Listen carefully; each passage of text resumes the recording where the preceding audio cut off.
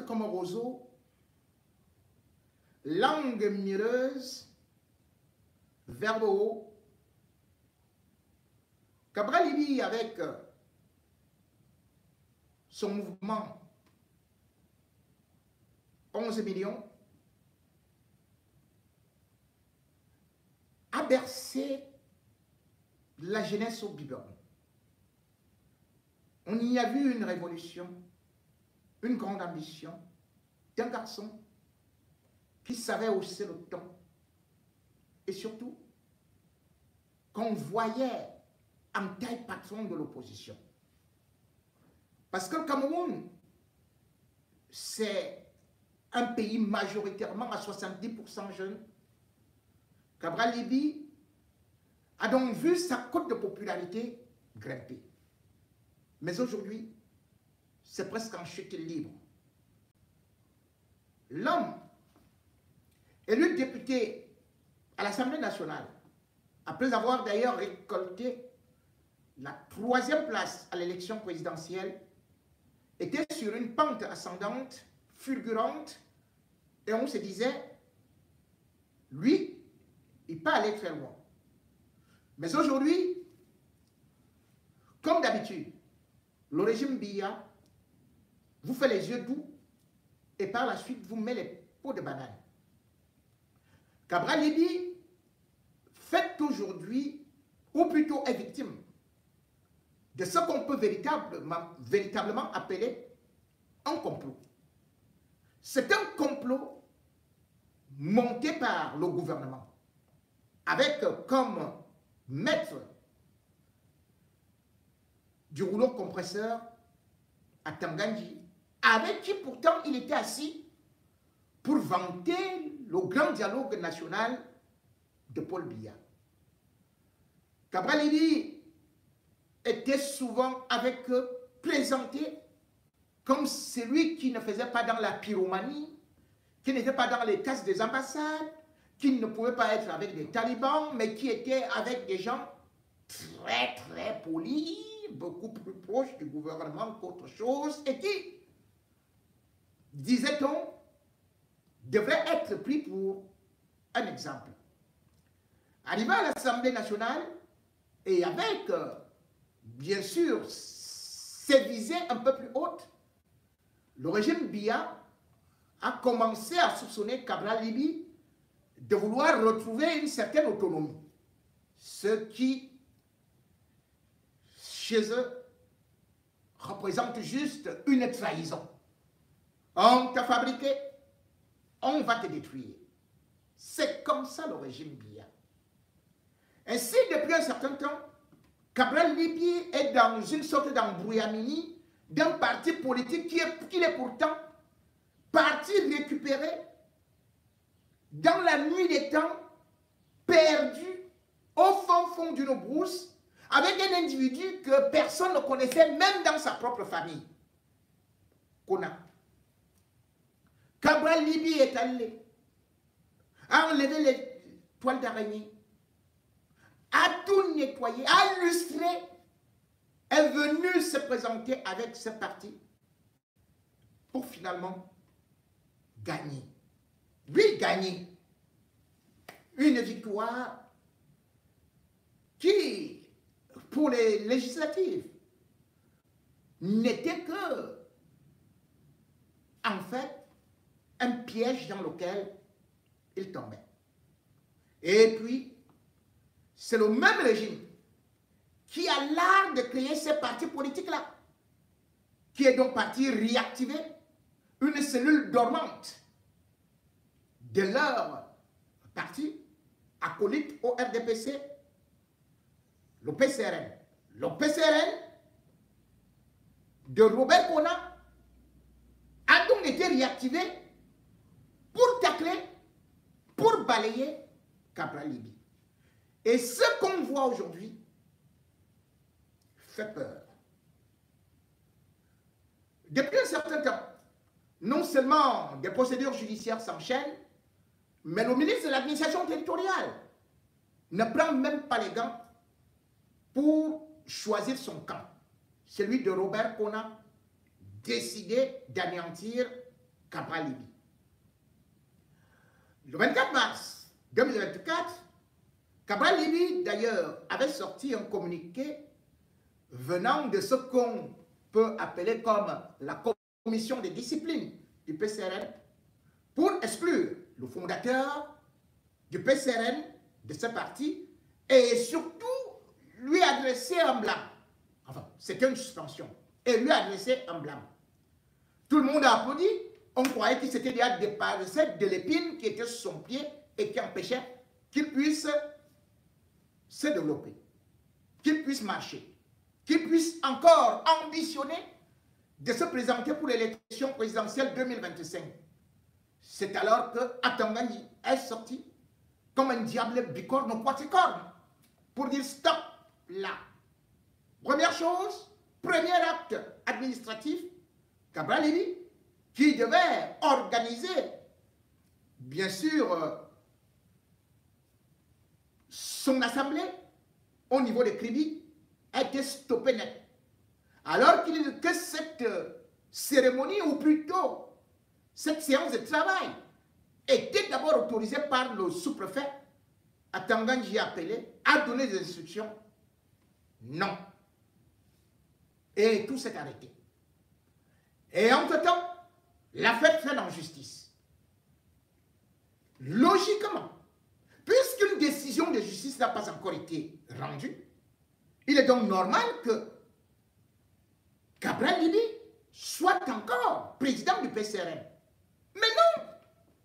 Atanganji sort une autre note, qui d'ailleurs a été même présentée comme un fake news par Fégon de Noix, un cadre du parti.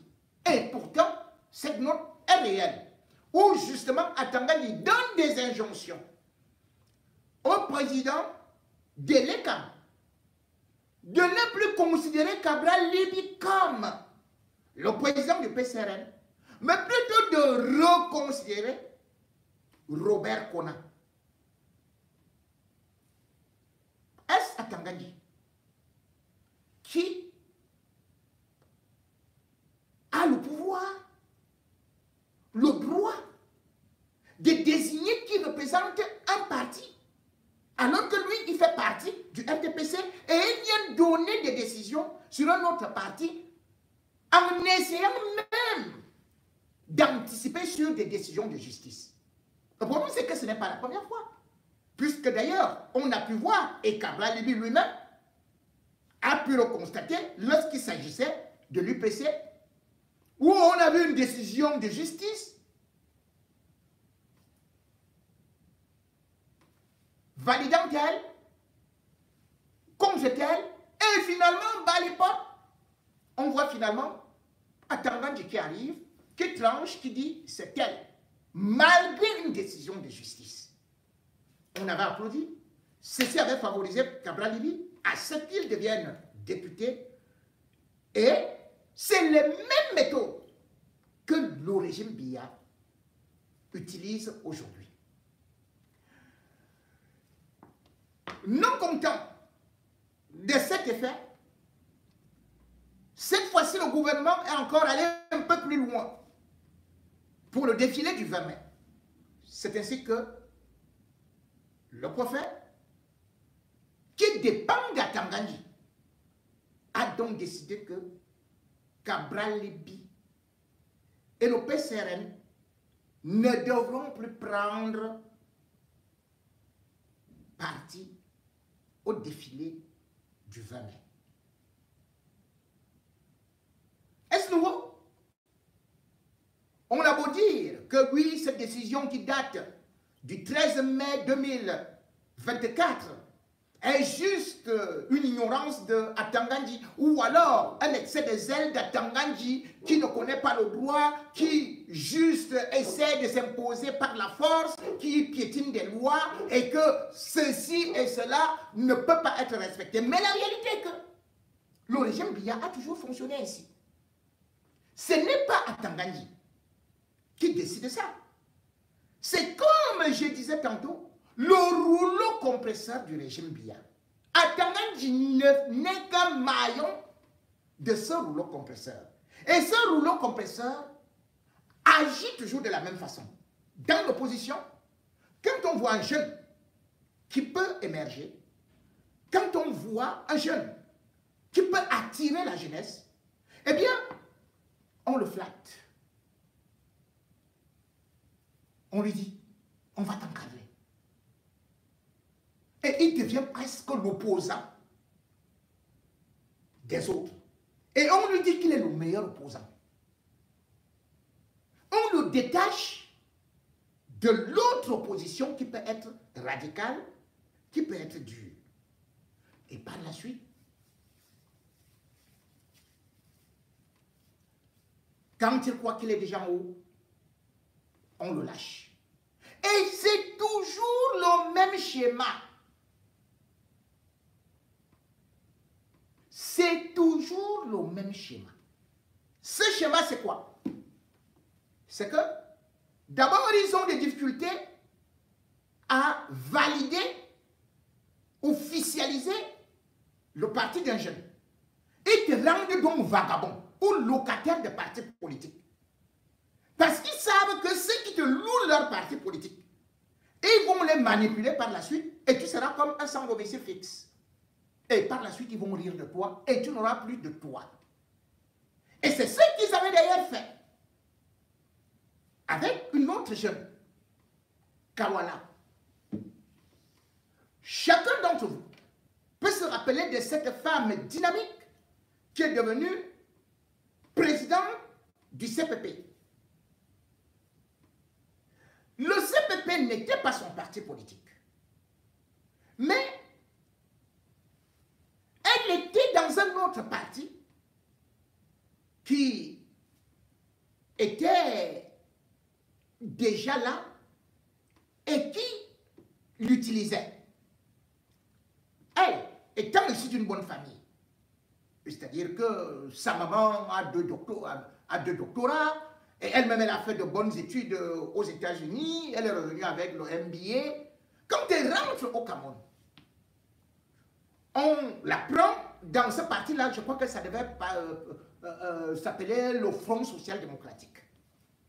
Elle entre là-bas, on l'utilise, elle fait sortir le parti, parce que c'est une jeune femme, et au-delà de ça, elle parle bien, elle est bilingue, elle est dynamique. On laisse qu'elle fasse tout. Par la suite, elle va quitter de ce parti pour aller dans le parti de quelqu'un d'autre. Nous sommes en 2010. Parce qu'en ce temps, elle a été élue et maintenant, elle vient dans un autre parti. Tout le monde applaudit. Elle récupère donc le CPP, qui avait été créé depuis 1991. Personne ne connaissait ce parti, malgré le fait que ce soit un professeur qui l'avait créé.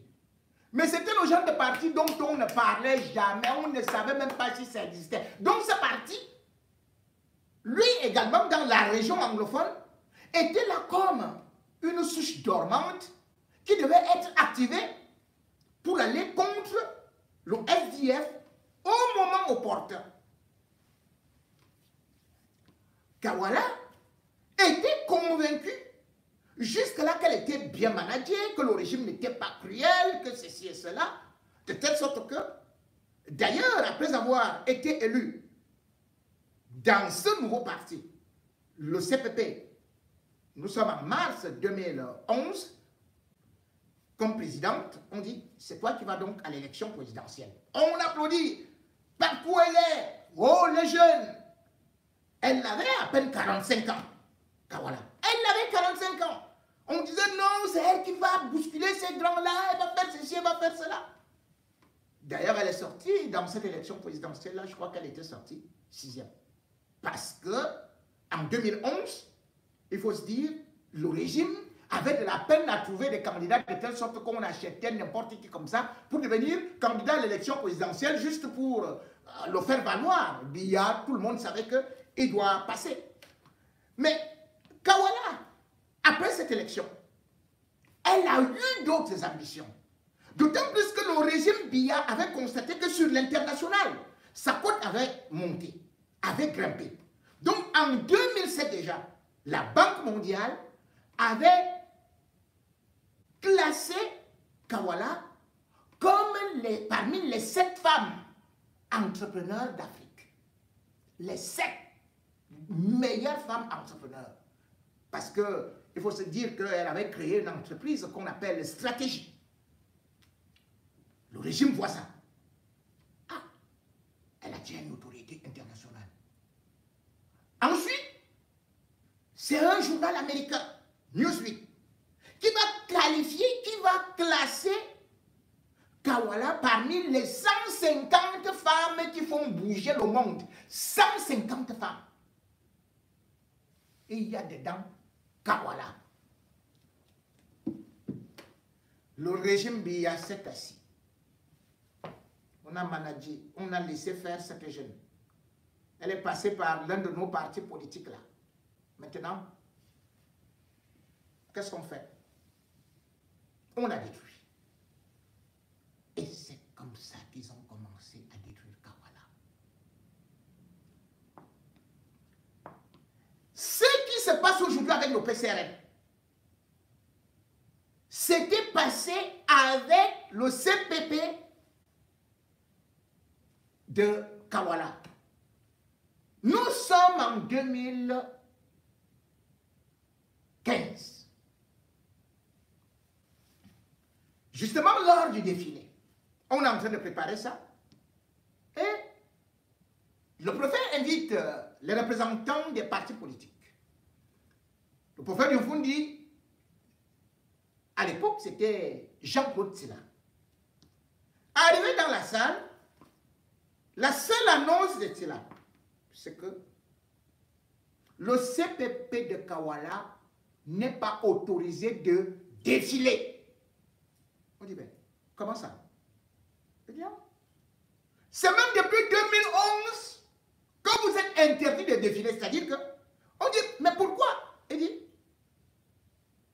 parce que vous avez une mauvaise idéologie et des mauvaises pratiques. Voilà un parti qui est officiellement reconnu. Un parti qui est légalisé. Un parti qui a défilé. Même en 2011, ils avaient défilé. Mais, Tila, Jean-Claude, le préfet du Fouti, lui dit que non, vous n'avez pas défilé. Tout le monde les a vus défiler en 2012 ou même 2013. Ils défilaient dans toutes les régions du Cameroun. Mais le préfet du Fouti dit que vous avez une mauvaise idéologie, une mauvaise... Vous vous rendez compte? Quand on va légaliser un parti politique, mais ce parti politique, vous connaissez déjà son idéologie. Vous connaissez déjà les statuts. Vous avez accepté que Kawala aille à l'élection.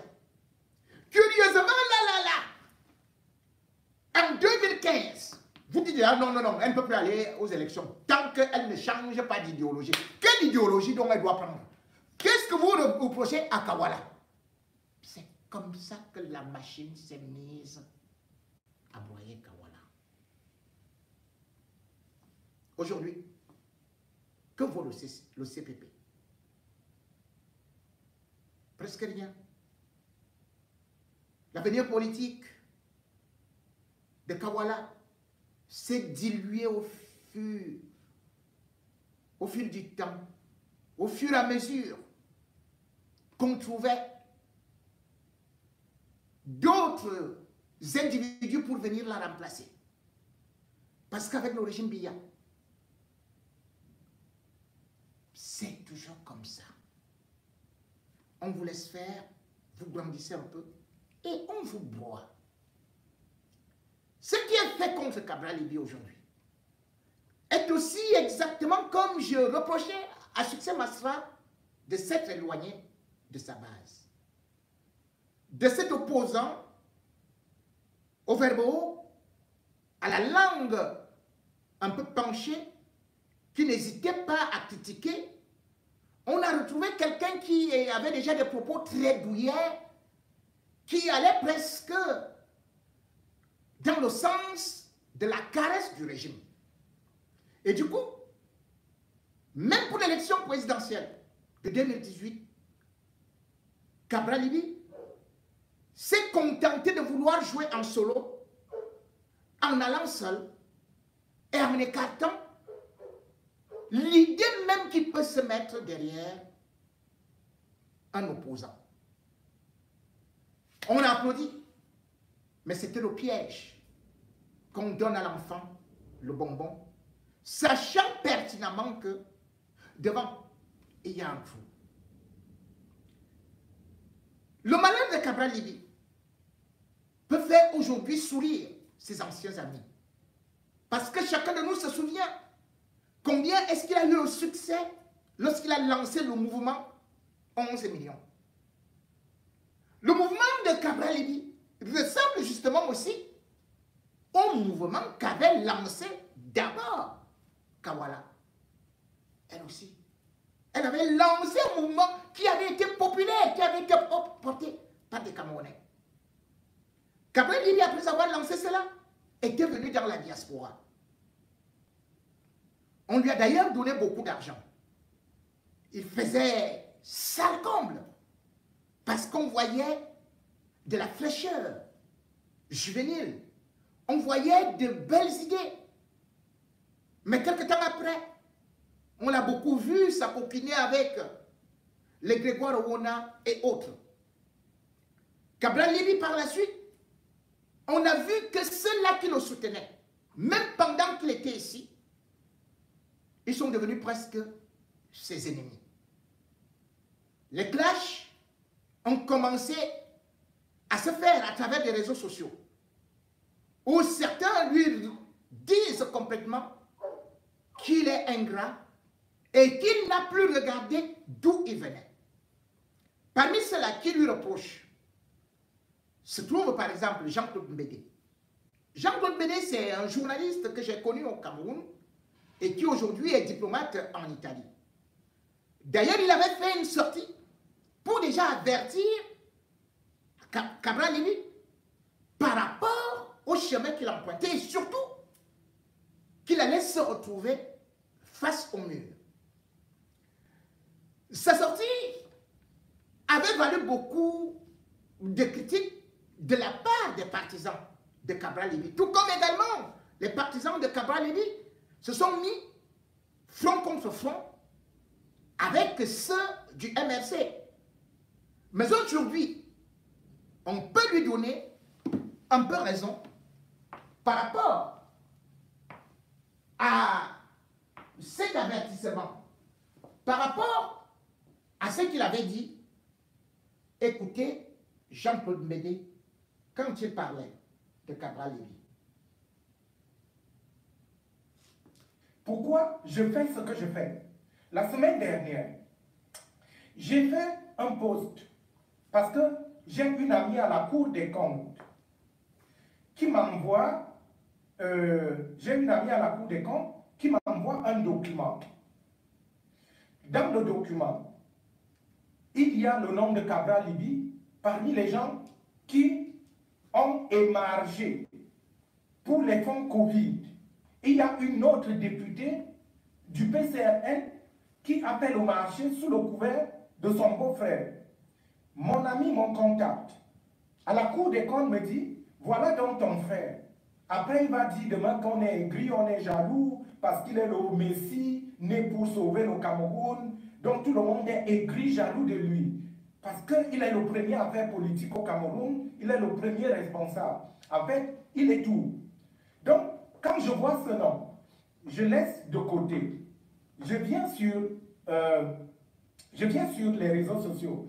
Je dis, d'après mes sources, 2 députés PCRN auraient, le poste est encore là. Malgré le document que j'ai, je mets le poste, les 2 députés du PCRN auraient gagné des marchés dans le scandale du Covid-Gate. Dès que j'ai mis ça, le premier commentaire des proches de Cabral Libye, c'était le PCRN attend d'abord que tu fasses les tests ADN de tes enfants. Tu es un homosexuel, tu es ceci, tu es cela. Alors, vous vous rendez bien compte Je suis en exil pour ma dignité et pour mon honnêteté. Si j'étais homosexuel, j'étais au Cameroun plus brillant que Cabral Libye.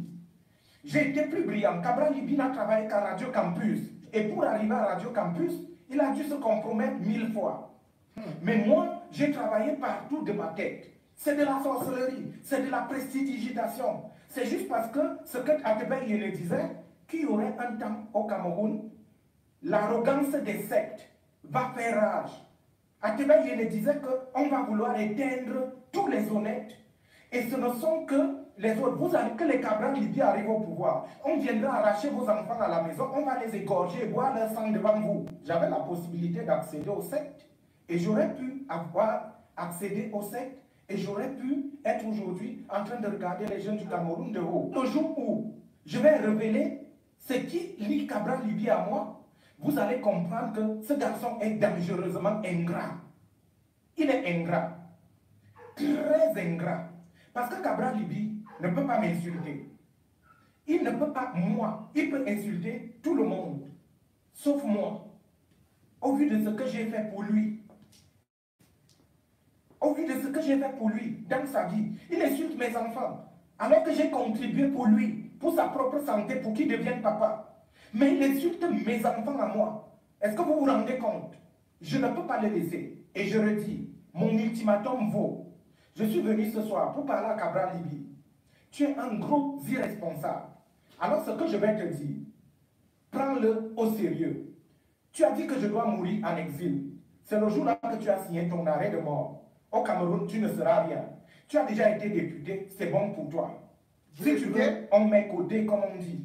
Ce n'est pas possible. Je ne suis pas à la franc-maçonnerie. Je n'ai pas vendu un de mes cadets. Ma famille ne m'a accusé de rien. Je n'ai sacrifié personne. Mais vous allez me respecter de gré ou de force. Ça. Donc toi, tu vas me demander pardon. Tu vas me demander pardon parce que tu t'es attaqué à ma famille. Si tu ne le fais pas, tu vas payer. Je te menace ouvertement. Si tu ne paies pas tu ne demandes pas pardon à ma famille, tu vas payer. Et ça va cesser d'être une histoire politique. Ça va devenir une histoire entre toi et moi. Tu as le temps pour le faire. C'est comme ça. Cabral Libye ne peut pas m'insulter. Alors, qu'est-ce qui arrive? Pendant que je connais Cabral Libye, il se présente, il est invité en Europe pour la première fois. Il se présente à l'ambassade de Belgique pour demander le visa. Il arrive à l'ambassade de Belgique parce qu'il arrive là-bas avec la bande des profito-situationnistes qui sont autour de lui, qui voulaient profiter pour aller en Europe pour la première fois grâce à la notoriété de Cabral. Et on lui dit qu'on ne peut pas donner le visa à toute cette marmaille de jeunes femmes, d'autres femmes qui voulaient profiter pour aller avec lui. Alors, on dit non. Je dis à l'ambassade, donnez le visa aux leaders, laissez les autres. J'appelle Cabral Libye, je lui dis, on ne pourra pas donner le visa à tous les autres. Parce que tu ne peux pas garantir de leur moralité. S'ils vont rester en Europe, moi j'ai donné ma garantie et toi-même on ne va plus te donner le visa. Il arrive en Europe, il a été invité par la diaspora, par tous ces femmes qui sont dans la diaspora. Ils achètent 2 billets d'avion. Le premier est normal. Il arrive à Charles de Gaulle, il a accueilli, il s'en va. Là-bas à Paris, il fréquente des gens, entre autres un certain Luc et une certaine Olivia Pop. Ils sont à Paris. Mais sauf que là, il doit aller en Italie. J'attends que le PCN d'Italie me porte plainte pour ce que je suis en train de dire. Pendant que j'y suis, mon téléphone sonne. Un numéro que j'ai gardé jusqu'aujourd'hui, appartenant à un certain Luc, à Paris. Il m'appelle. Que se passe-t-il? Cabral Libye a été arrêté par la gendarmerie française. Hein?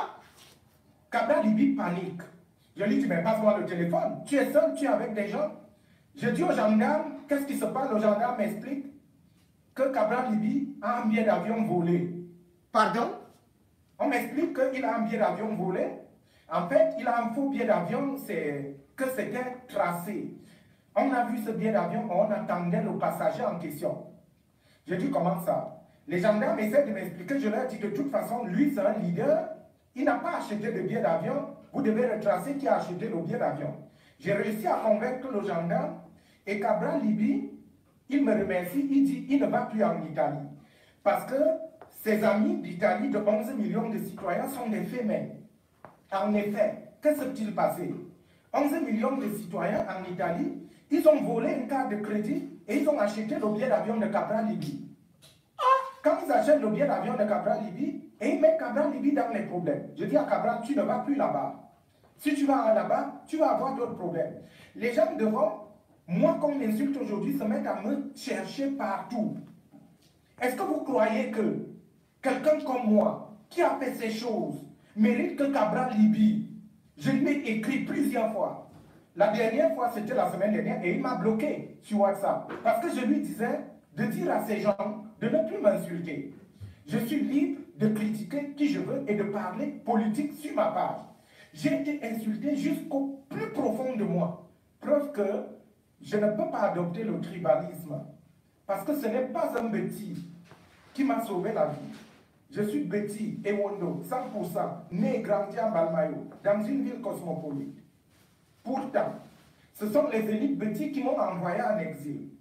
Parce que je n'ai pas voulu adhérer au secte, en toute quiétude. Comme moi. Lorsque je suis parti du Cameroun, Léa Mougoubelinga et autres, qui étaient chargés de m'induire dans les sectes, ils ont trouvé le moyen de discréditer mon éventuelle version en me collant une sexualité qui est la leur et qui ne peut pas être la mienne.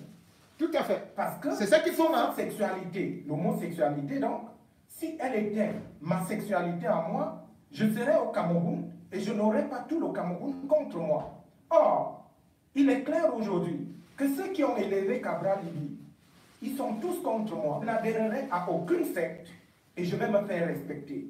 Parce que ce que vous ne savez pas, c'est que je suis plus proche, enfin, j'ai été plus proche de Cabral Libye que ça. Le jour où je vais en parler, vous allez tomber des nues. Vous allez vous demander comment quelqu'un de responsable peut laisser qu'on insulte un de ses proches de cette façon, seulement parce que lui a choisi d'adhérer à la franc-maçonnerie et moi non. Hein?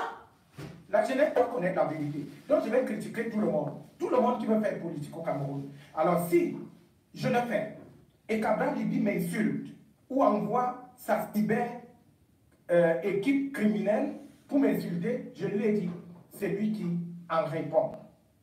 Alors Cabral Libye, dès que, après m'avoir dit que je dois mourir en exil, il vient m'insulter, insulter mes enfants. Alors c'est sur cette base que j'ai fait un post pour lui dire, à lui Cabral Libye, que s'il savait ce qu'on appelle être papa, il n'allait pas parler de mes enfants. Parce que moi, je ne veux pas être ministre, je ne veux pas être député, je veux être chef de ma famille. Moi, ce qui fait mon bonheur, c'est ma femme et mes enfants.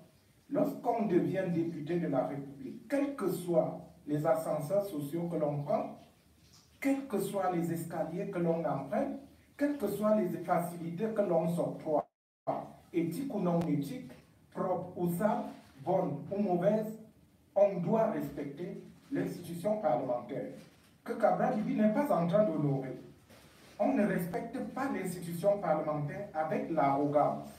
On utilise l'institution parlementaire pour devenir un député de la République et devenir un modèle. Lorsque des jeunes vous ont fait confiance et vous ont confié un mandat, vous devez honorer ce mandat. Je peux dire que Cabral Libye a trahi tout le monde parce que j'ai mis du mien pour créer l'individu et l'institution Cabral Libye.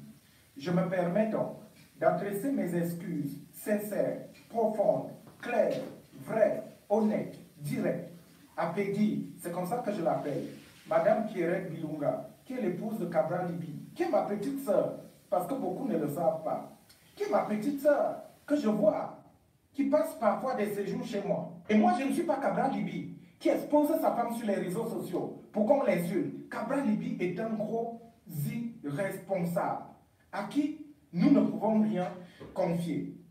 Après l'élection présidentielle, j'ai tenu à donner mon avis sur le ongoing de cette élection ou son résultat et en faire son follow-up.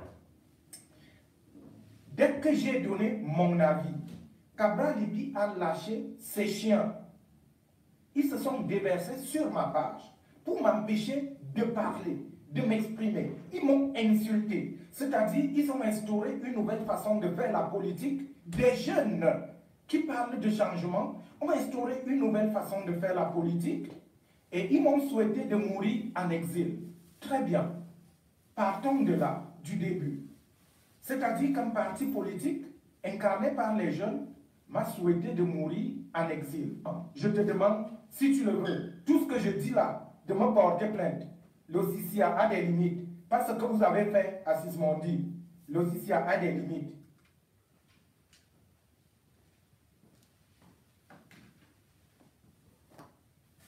Mesdames et messieurs, ce n'est pas un ennemi de Cabral Libby qui le dit, mais c'est son ami.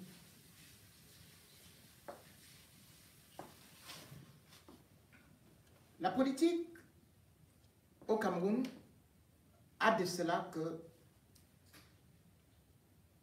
des gens arrivent souvent avec une image, avec une bonne intention, mais par la suite sont récupérés par le pouvoir. Je ne vais pas lancer la fatwa sur Cabral Libby, parce que tout être humain peut se tromper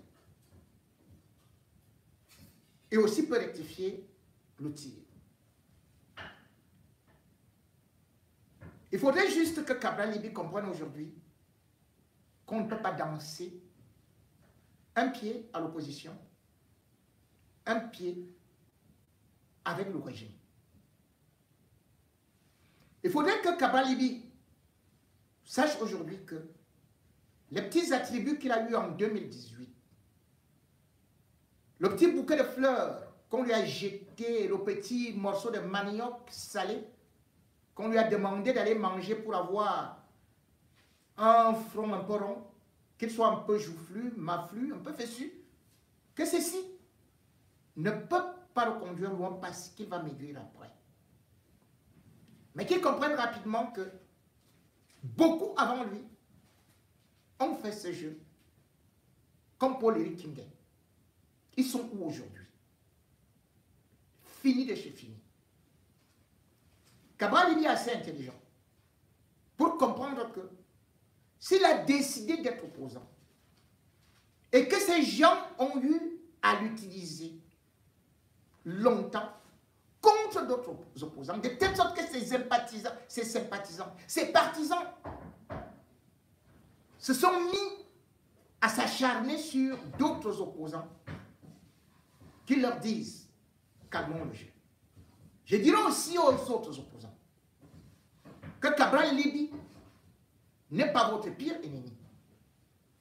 L'ennemi des opposants, c'est le régime Biya. Si on me demande, moi, de choisir entre le régime Biya, Cabral Libby, je choisirai Cabral Libby. Et c'est ce que je continue à dire à beaucoup qui, aujourd'hui, avec toujours le même régime Biya, supportent Nganga, supportent moi les combis, et disent que non, est au fils de Biya, il faut le crucifier. Le régime Biya profite toujours des jeunes.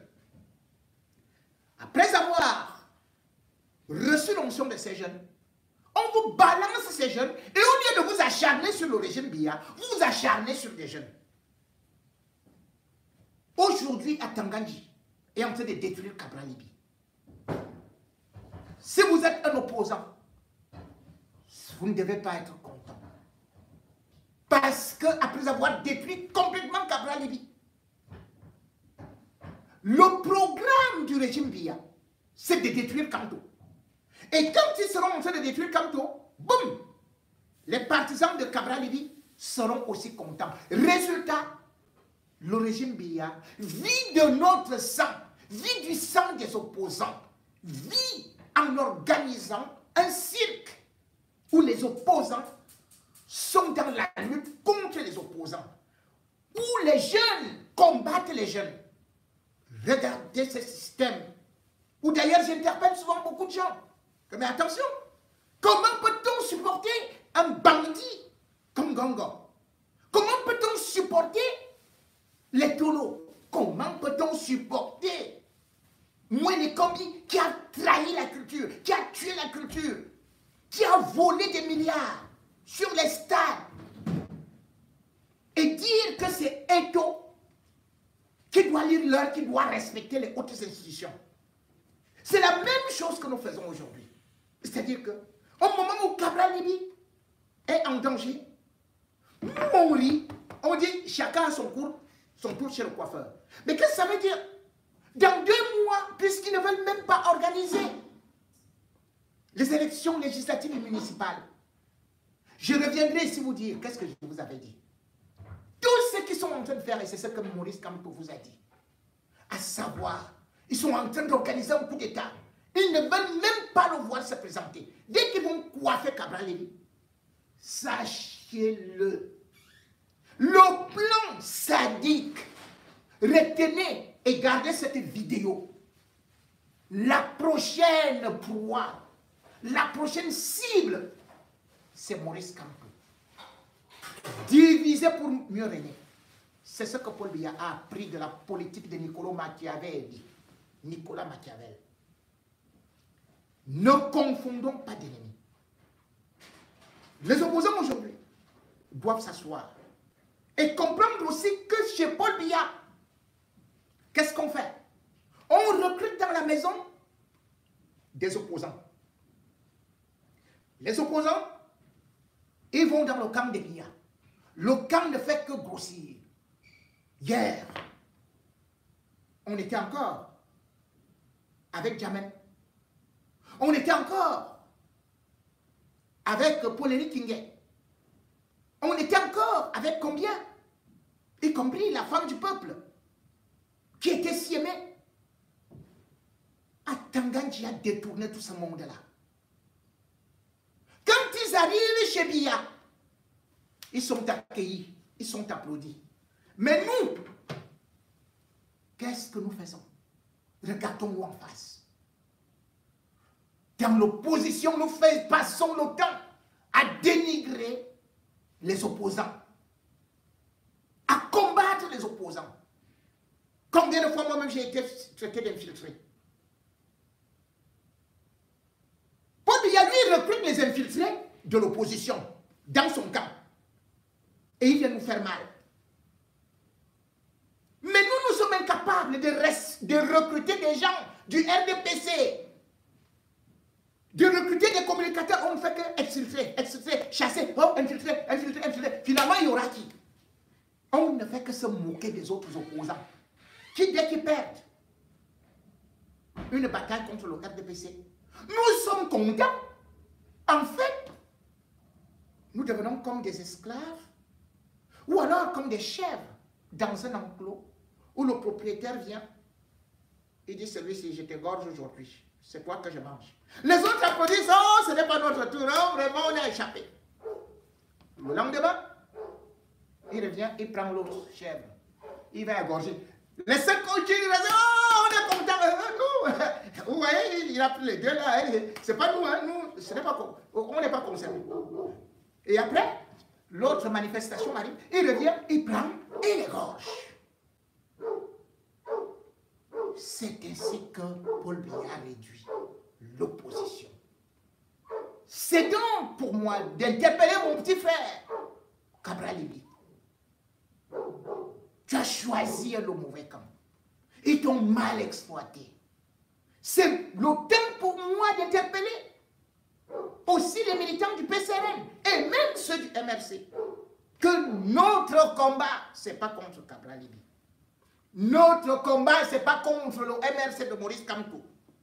Notre combat, c'est contre le système Biya. C'est contre le régime Biya. C'est contre les ministres de Biya.